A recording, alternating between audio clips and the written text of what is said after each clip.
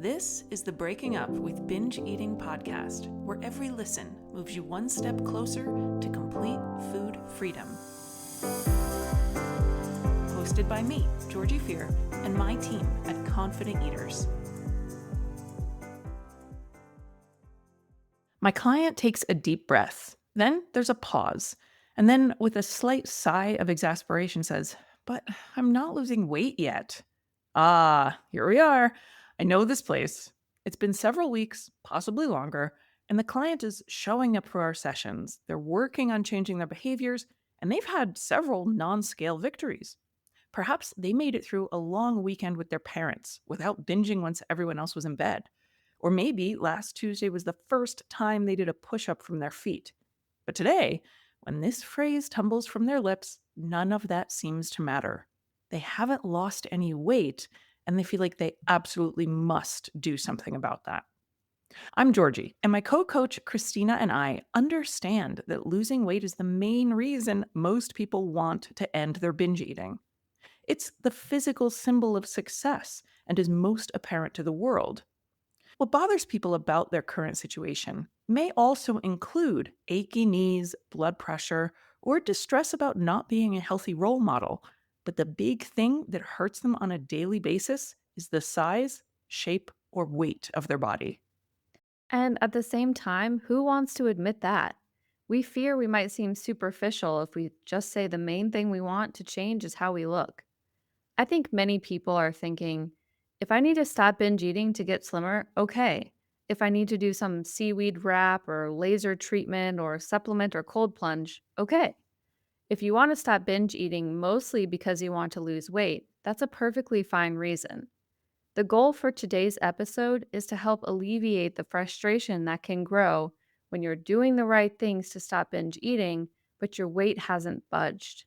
Because if we don't address that frustration, it leads people to do things like starting to count calories, or try skipping carbs at meals, or just eating a can of soup for dinner instead of a full meal. Basically, it leads people to lose focus on binge eating recovery and start focusing more on getting that darned scale to move. As you can hear, this plays out in a somewhat predictable order. It goes like this. Jane wants to lose weight, but fails over and over for decades. Jane learns new information and realizes that she has a binge eating problem. Jane starts treatment for binge eating, hoping she can get it out of the way quickly and then lose weight more successfully. Jane has some degree of success with reducing binge eating frequency or extremity. Jane says, "But I haven't lost weight yet." Jane tries to cut back on her eating to get the scale to move. Jane starts binge eating again. Jane either gains more weight or stays the same. I really hate this storyline, but not everything is lost when this happens. So if that's happened to you, know that it's not the end of the road for Jane and it's not the end of the road for you. Lots of times we learn from this lesson, and it helps us get back to focusing on completing recovery from binge eating. And hypothetical Jane does go on to lose both the binge eating and then the extra weight. But the more times Jane tries to cut back on her food intake and binging resurfaces again, the longer it takes for Jane to reach both of her goals, binge freedom and a lower weight. There is some variability in the order of operations or which skills we focus on first, but some things do remain universal. Weight loss before binge eating is gone is not going to work. It's like if you want to take your pants off, but you have shoes on. You can't just go straight to peeling off your jeans or they'll get stuck on your sneakers. The shoes have to come off first, or you'll get hung up. Same with when you want to lose weight. The binging has to be out of the way before you can lose weight. So let's take some time to describe the different stages you can expect to go through from when you start working on binge eating all the way through to maintaining your lower weight. We've put together some descriptions and quotes to characterize each phase. First up, let's talk about the initial phase. Establishing regular meal patterns, eating frequently, and learning to handle urges with the goal of them not resulting in a binge are all part of what's going on in this chapter. The things we do in this phase are not necessarily ones that will be continued forever, But they are important at this point to help give a person the best chance of reducing their binge eating. In this stage, the conversation often includes statements like, I had an urge to binge, but I was able to distract myself and set a timer for 20 minutes. Or, I'm not used to this eating 6 times a day, but I admit it's nice to not be chronically hungry at work when dealing with 7-year-olds. The goal in this phase is weight maintenance. If you try to eat at a deficit right from the outset, you may never get past stage 1 because when you try to lose weight and eat less, you'll get very hungry. You'll feel psychologically deprived or both. And those are two strong binge triggers. And if you keep binge eating, you can't lose weight. We have to get you binge free first. During the second stage, we are building self awareness. This and the next phase, which is repatterning, make up the heavy lifting of binge eating or emotional eating recovery. This is where clients make the changes that result in urges becoming less frequent. Self awareness grows in several ways. First, awareness of body signals. This sort of develops like a photograph. Out of the murky fog, you begin to differentiate when you don't need to eat, when you're physically getting hungry, and when you're satisfied. People also become more attuned when their body feels tired, cold, hot, stiff, or needs to use the bathroom. Awareness also develops around emotional states and distress. This is the whole, how am I feeling? What do I really need chapter. And it takes time to be able to ask and answer those questions. Here, we stop kidding ourselves, and we also stop lying to others about our state. We learn not to say, we're fine, when we aren't fine. Instead, we start accepting that we might feel bothered, hesitant, scared, angry, or jealous. And we also grow in awareness of our needs and desires. Many people with disordered eating have spent all their lives trying to not need or want anything. But all humans have needs and desires, and recognizing them is part of healing. During the growing awareness stage, you might hear people say, wow, I'm really bothered by what she said. Or, I'm having a hard time getting through the kids' bedtime without losing my patience. Progress is also reflected in saying, I'm feeling sad today. Or, I need some quiet time. I'm going to lay down for a few minutes. Or, I could really use a hug. While you're gaining all of this awareness, you still might not lose weight, but it's 100% necessary for getting rid of the binge eating. And I'll repeat what I said earlier, we have to get you binge free first. Okay, next comes repatterning, stage 3. With all that new awareness of what your body and mind are doing, we can start learning to manage and repattern our responses to those states. We break old habits and rehearse new ones, lots of new ones. With body signals, your eating starts to follow your hunger and fullness cues more rhythmically. You're able to not panic when you feel hunger, but address it rationally and calmly. Instead of overriding your stomach's message that, hey, it's uncomfortably full, you begin to respond to it by stopping eating.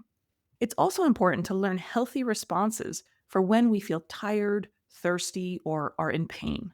When it comes to repatterning our responses to emotional states and distress, we learn that there are many skills that we can use, and some work better than others in different contexts. But no matter what feelings you encounter, in this stage, you learn the many possible ways to handle them without panicking or resorting to self destructive habits like binge eating. Stage 2 involved recognizing our needs and desires. In stage 3, we grow more comfortable with speaking up and making moves to get our needs and desires met. Boundaries often come up in this stage as people realize that taking care of themselves often means telling others no or placing limits on work hours or the level of their personal business they want to discuss. As you can tell, stage 2 and 3 are biggies. You have a lot of body signals, emotions, and needs to get acquainted with, and it takes time to master responding to each of them in new ways. This process can't really be rushed if you want to do it thoroughly. How can you tell if someone's making progress? It sounds like this. I'm so angry right now. I need to vent. Do you have the bandwidth to just hear me out for a few minutes? I need to grab a pair of gloves. My hands are cold. Be right back. I need to slow down to catch my breath. I want to grab a coffee before the flight. Why am I eating again? Oh, because I'm hungry. I need to grab something else. That meal was a bit small, and I'm not satisfied yet. Oh, I don't need the rest, thanks. I'm full. It was delicious, though. When someone has done a lot of that work and gotten through stages 2 and 3, they're responding to their body emotions and needs throughout the day. We are finally binge free. Weight loss may have happened on its own by this point or started. That's right, by doing nothing else. If you imagine yourself not binge eating, but eating when you're hungry most of the time and stopping when you're satisfied most of the time, that could be all you need to do to actually drop a pant size. And many times, people feel like they have reached their goals by getting here because their life is so much better. Some people want to pursue further weight loss, and that's okay. Now that you're more resilient and skilled at managing emotions and feeding yourself well, you're in a better place to succeed at weight loss than you were at stage 1. If you're curious what deliberate weight loss behaviors might look like, here are some of the additional steps toward weight loss we may take after someone is binge free for a couple of months. Number 1, decreasing low nutrition foods and liquid calories. We can look at the amount of low nutrition foods a person is having and talk about a slight reduction. By low nutrition foods, I mean fried food, sweets, desserts, and liquid calories, such as alcoholic beverages or sugary coffee drinks. Instead of labeling them as bad, we just look at the frequencies and portion sizes and see where it feels doable to reduce a bit, like ordering a small blizzard instead of the medium, or having one glass of wine instead of two. If you did this at the beginning, it would more likely have backfired. It would feel like just another diet, another restriction, a denial of the chocolate you need to get through the day and deal with the stresses of living. But now, you have other ways to handle your stress. You have built up trust in yourself, and you know what it feels like to eat regularly and take care of yourself, so you aren't coming home with low blood sugar and a chip on your shoulder, heading to the pantry. You can actually eat a reasonable portion of dessert, put the rest away, and know you'll have more for tomorrow. There's no talk of blowing it because you did the work to overcome black and white thinking. Number 2, hunger tolerance.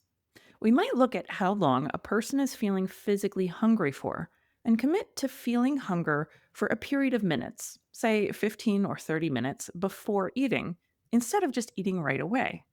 Again, if you did this back at the beginning, before stages 2 and 3, it would likely have blown up in your face. But now, you've got months of regular, drama free eating, and you have chilled out about feeling hunger. It's a normal sensation. It doesn't make you panic, and you know you'll get something to eat soon, not perish from starvation. Back in the days you were binge eating, you were eating diet meals and probably not even getting satisfied. So the idea of even more hunger sounded cruel and terrible because you spent so much time underfed. But now, those days are gone by this phase. It feels like no big deal to feel hungry for 15 minutes before lunch or dinner because you know you'll eat enough to be satisfied and you'll really enjoy it. Number 3, nutrition shifts. We might adjust the amount of fruit, vegetables, protein, fats, or carbohydrates a person is eating to improve the balance and the amount of satisfaction a person gets from their meals. But that doesn't mean counting calories. It is generally a more broad recommendation, like getting 2 handfuls of fruit or vegetables with each meal, or a palm sized source of quality protein with each meal. If someone is eating a lot of dietary fat, we might talk about swaps to help bring it into a more moderate range. Maybe you put avocado or cheese on an egg sandwich instead of both. Statements you might hear from people in this chapter of their journey might sound like, "It turns out whether I use cooking spray or oil, my food tastes the same, and then I'm not overshooting my fat needs." Or I got hungry around noon, which was perfect because I had a break at 12:30 to eat lunch. This pasta recipe is one of my mother's, but when I make it, I double the veggies so it's a bit more balanced. You can take steps to trim your intake without launching into a diet or triggering binges if you've done the groundwork first and you make those steps gently. If you think of these weight loss focused efforts as an optional stage 4, That only leaves one more chapter: maintaining it all. So, phase 5 is maintenance. All the steps leading up to here have built up more than a way of eating, it's nothing short of a new way of being. Before starting this whole process, people describe going through life in a fog, operating on autopilot, and being constantly frustrated by their inability to just eat less or do a better job denying themselves. They seem to me often to be pushing themselves like machines, and annoyingly, the machine is sometimes breaking down or not performing to their desired standard. But by the end of this process, they know themselves better, they communicate better, and they enjoy food more and stress about it less. They're more mentally flexible and understanding with themselves and others. Life certainly isn't perfect or effortless, but at least the dieting and binging theme is out of the picture. Maintaining this progress necessitates staying aware of your emotional wellness and your eating habits, and remaining honest with yourself. If you stop practicing something on vacation, start practicing it again when you're home. If your life has an increase in difficulty and you need more support, you reach out to a friend, a coach, or a loved one instead of reaching for food. And to keep all of this long term, it's essential to frame these behaviors positively as things which are good for you and keep you on the path you want. If you start to think of them as chores, rules, or things you dislike but, quote, have to do to keep your weight down, they will feel tempting to toss aside. Our recommendation is to regularly notice how good self care makes you feel. Then you'll naturally want to keep up those habits, to keep enjoying those good feelings. We hope this helps clarify the process of losing binge eating and losing weight, and why some parts of it have to come before others. If you think you might get a bit lost on your own, that's why professional coaches like Georgie and I are here to help show you where you are on the map and guide you through the next step. To learn more about coaching, head to confidenteaters.com or fire me an email at georgiefear@gmail.com.